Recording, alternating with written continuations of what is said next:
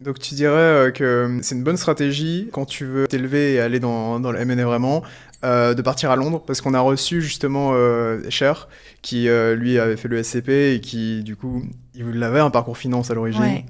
Et il était justement allé à Londres justement pour se préparer, etc. Parce qu'il savait qu'au niveau du CV, en plus, il y avait un campus de Ouais. l'SCP à Londres. Donc ouais, tu dirais que c'est une bonne stratégie. Pour la finance, tu veux dire Ouais, ou en règle pour le générale? M&A. Bah moi j'ai trop kiffé. Genre c'est plus dur aujourd'hui parce que bah il y a le Brexit, etc. Et forcément bah il y a moins de postes aussi. Et oui, pour rebondir sur ta question, il y a beaucoup moins de postes d'ailleurs ouverts, que ce soit en stage ou même en analyste ou autre. Mais typiquement Londres vs Paris, 100% Londres. En termes de culture, en termes de mindset, en termes de ville, force Londres hein, comparé à Paris. Ah ouais. Désolé pour les Parisiens.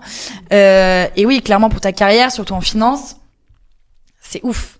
Là-bas, t'as vraiment cette culture-là. De la semaine, tu bosses à fond. Tout le monde, bah, la plupart font de la finance. Tu te crées un réseau de malades. Forcément, bah, il y a les meilleurs banquiers. Enfin, pour moi, Londres, c'est le hub financier de Europe. Non, parce que c'est plus dans l'Europe, mais voilà. Attends, c'est la première personne avec qui je parle qui me dit qu'elle a apprécié son expérience à Londres. J'avoue, il y en a peu. Bah, parce que justement, au début, je voulais tout le temps rentrer à Paris. Si t'as ta vie un peu perso à Paris, tu vas toujours vouloir rentrer à Paris. Moi, au début, j'étais en mode je veux rentrer à Paris, alors que de base, j'aime pas Paris. Enfin, j'aime pas trop Paris. Je voulais toujours rentrer à Paris.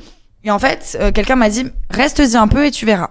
Je suis restée. Je me suis forcée à rester les week-ends. Je me suis fait des amis qui sont encore mes amis aujourd'hui, hein, mes meilleurs potes. Et j'ai trop kiffé. Ok. Les gens sont dynamiques. On sortait le week-end, on fait plein de trucs. C'est Tout le monde pas beau. est toujours chaud, mais Paris non plus. Et d'ailleurs, petite statistique, il pleut plus à Paris qu'à Londres. Ce sera fact-checké ça. Hein. Attention, Bah allez-y, checkez, je vous en prie.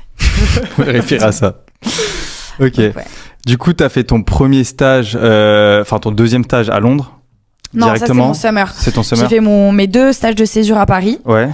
Et après, j'ai eu mon summer. Enfin, j'avais fait des springs avant, mais c'est quelques jours, donc c'est pas grand-chose. Et après, j'ai fait mon summer à Londres. C'était pendant le Covid, donc j'ai fait en télétravail. C'était une horreur. Tu peux donner le nom des... Ouais, bien sûr. Premier stage donc chez Bryan Garnier dans une boutique mid-cap à Paris.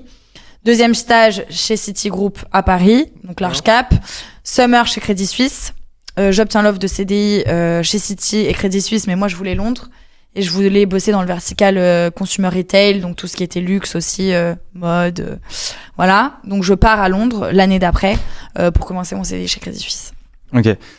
Du coup, le parcours classique en termes de stage, c'est quoi? C'est de faire 3 stages en M&A, un spring, un summer, c'est quoi?